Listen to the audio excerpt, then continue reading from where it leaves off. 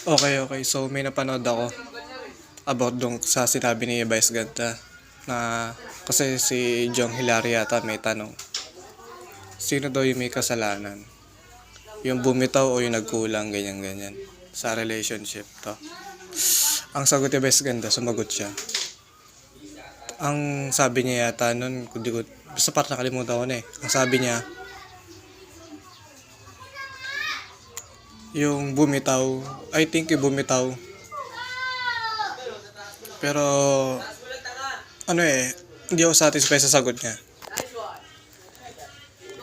Ang masabi ko lang doon, ang masabi ko lang kung sino yung may kasalanan, kung yung bumitaw o yung nagkulang, I think talagang totoong may kasalanan yung parehong magkarelasyon, yung pareho. Kasi dapat, kung di na kayo nagtikiman o nagligawan, sana walang nangyaring ending na disappointment, di ba?